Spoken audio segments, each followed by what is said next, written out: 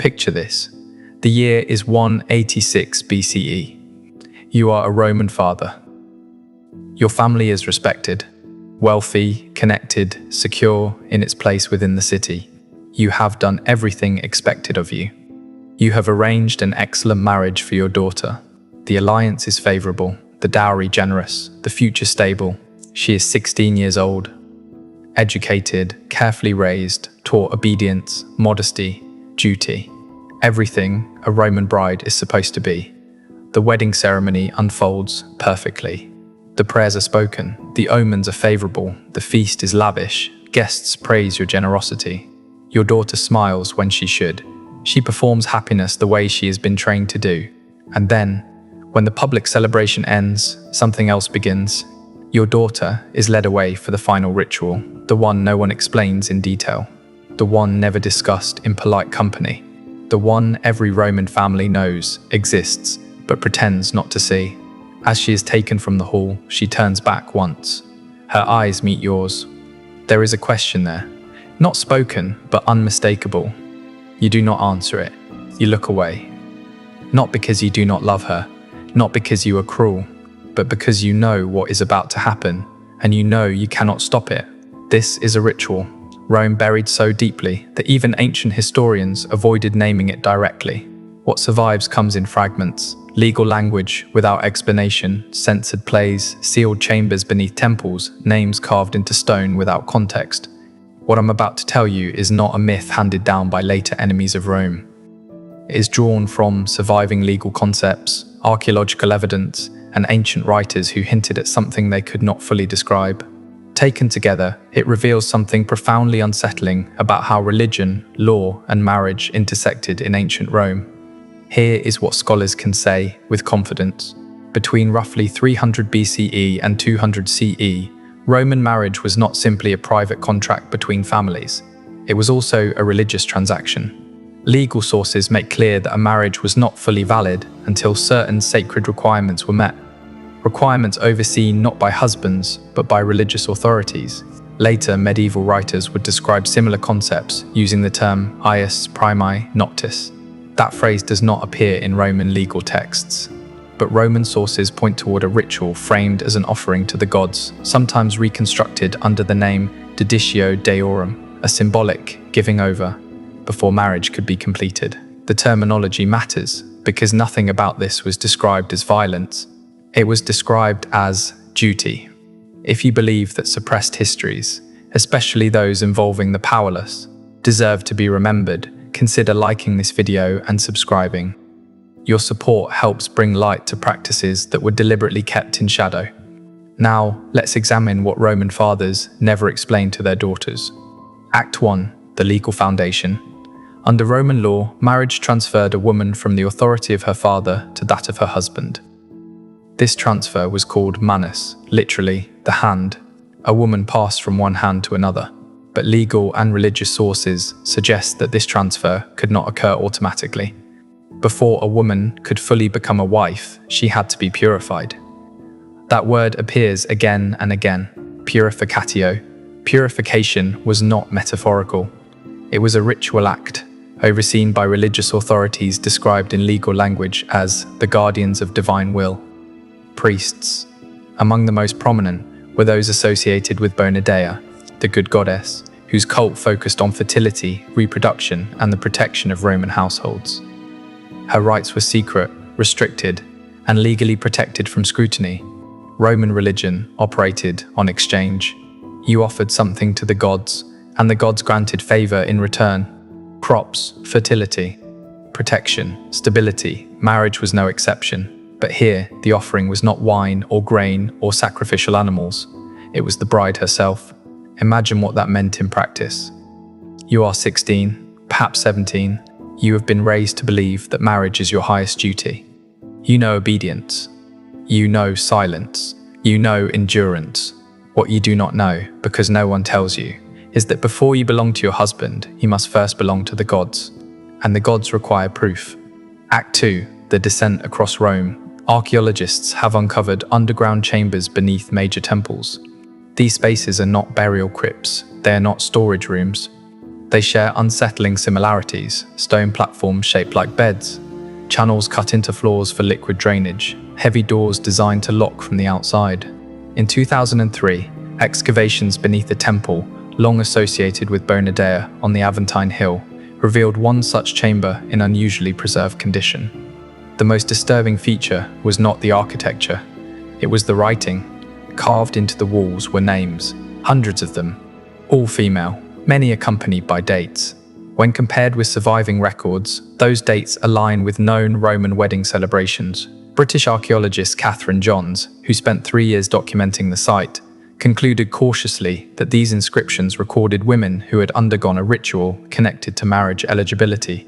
She noted that the nature of the ritual was not explicitly stated. That phrase appears often in academic writing. It signals restraint, not ignorance. What follows is a reconstruction drawn from literary hints, later commentary, and the physical evidence itself. After the public wedding, the bride was not taken home by her husband. He was excluded. Instead, she was escorted by female attendants, often older women who had undergone the same rite, to the temple. She was led downward, away from light, away from witnesses. Stone steps, cold air, a chamber beneath the city. The sources differ on what happened next. Some suggest one priest. Others imply several. The inconsistency itself is telling. What survives are echoes. The playwright Plautus, writing in the early 2nd century BCE, alluded to such rites in a comedy, later heavily censored. In one surviving fragment, a character remarks, "The gods take their portion before any man." Another asks what the bride receives in return. The answer, purification, if she survives it. That line does not appear in later copies. The philosopher Lucretius, writing in the 1st century BCE, refers to the rites of Bonadea in language that is unusually direct. His words survive only because a single manuscript escaped medieval erasure. He writes, "They call these rites sacred, but they are terror. What the priest claims to offer the gods, he takes for himself, and the law shelters the theft by naming it divine. Now place yourself back in the position of the father. You know this exists. You know your daughter will undergo it, and you do nothing, because refusing would mean defying religion, defying law, defying tradition." And tradition, in Rome, carried the force of inevitability. The system was designed so that no one could resist without destroying themselves. And that was only the beginning. The power of the system did not come from force alone. It came from silence. Act 3, the Silence Protocol. What made this practice so difficult to expose, both in antiquity and now, was not a lack of victims. It was the law. Roman women who underwent sacred rites were not merely discouraged from speaking about them. They were legally forbidden. Certain religious ceremonies were classified as mysteria, sacred acts protected by secrecy statutes. To reveal them was not framed as testimony. It was framed as impiety. A Lex Faconia, passed in 169 BCE, included provisions governing religious disclosure. Women who revealed the contents of sacred rites could be charged with impiety, punished with exile, property seizure, or death. This is why the historical record feels incomplete. This is why historians encounter gaps, euphemisms, and evasive language. The victims were legally silenced. The perpetrators called it sacred. And the men who recorded history were often beneficiaries of the system. But silence is not the same as forgetting. And sometimes, when speech is forbidden, people find other ways to leave evidence, speaking without words. In the 1920s, archaeologists excavating a villa on the outskirts of Pompeii uncovered a sealed chamber. It was not closed by volcanic ash. The doorway had been deliberately bricked up before the eruption. Inside was a fresco. At first glance, it depicted a conventional Roman wedding scene. The bride stood at the center, the groom beside her, guests gathered, all familiar iconography. But in the background, partially obscured, was another scene. A woman being led downward by robed figures, her body angled away from the celebration. Her head turned back, one arm reaching toward a man who was not following. The archaeologist who documented the fresco made a striking observation. The hidden figure's face, barely visible, was painted with greater precision and emotional detail than the bride at the center of the image. Someone wanted that face to be seen. They could not describe the ritual openly. That would have been illegal. But they could paint it. They could hide it, and they could hope someone, someday, would understand. That is not passive acceptance, that is documentation. Act 4, the aftermath. After the ritual concluded, the bride was returned to the wedding celebration. Hours had passed, sometimes an entire day.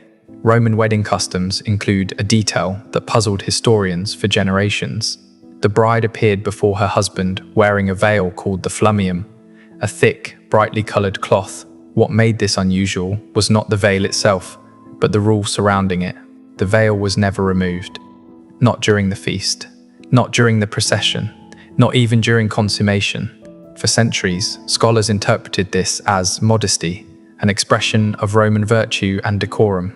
But a closer look at Roman medical literature suggests another explanation. Feminist historian Amy Richlin, examining ancient gynecological texts, highlighted a passage written by the physician Soranus in the 2nd century CE. In a treatise on women's health, Soranus notes that newly married brides often exhibited signs of recent physical trauma. He advises physicians and husbands alike, the veil serves a double purpose.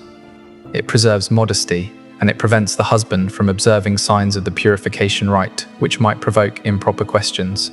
Read that again. The veil did not symbolize virtue, it concealed evidence. The bride could not speak about what had happened. That was illegal. The husband was discouraged from noticing. That was custom, and any distress was explained away as nervousness, fear, or inexperience. The system did not require universal belief. It required compliance. And for generations, it worked. Act 5, the breaking point. In 86 BCE, the system nearly collapsed. That year, a Roman woman named Hispala Phoenicia went before the consul and described abuses within the Bacchanalia, secret religious rites that had been operating across Italy. Her testimony, recorded by the historian Livy, described underground chambers, sexual violence carried out under religious authority, and victims bound by silence laws. The Senate reacted with shock. Investigations were launched, priests were arrested, rites were banned, leaders were executed, thousands were punished. Rome wanted to make an example of the Bacchanalia, but something else happened during that investigation. Several women attempted to testify about marriage purification rituals, rites connected not to foreign cults, but to Roman tradition itself. The Senate refused to hear them. According to Livy, the consul, Spurius Postumius, dismissed the requests with a statement that revealed everything. The Bacchanalia are foreign corruptions. The rites of Bonadea are Roman tradition. We do not investigate tradition. Those words are the backbone of every system that survives abuse. Call it ancient, call it sacred, call it tradition, and suddenly it becomes untouchable. The women who attempted to testify were warned to remain silent or face charges of impiety. Most complied. One did not. Her name does not survive. She stood in the forum and publicly described what had happened to her beneath the temple. Within hours, she was arrested. Charged with impiety and public obscenity, exiled to Sicily. She was forbidden from returning to Rome, forbidden from speaking to Roman citizens. She disappears from the historical record, but not everything disappears. What survived? In 1964, archaeologists discovered a piece of graffiti carved near the Roman Forum. The lettering style and surrounding context date it to approximately under 80 BCE, just a few years after the Bacchanalia scandal. It reads, "Tradition is what monsters call their crimes when no one stops them." Someone carved that message into stone at the center of Roman political power. Someone risked everything to leave it behind.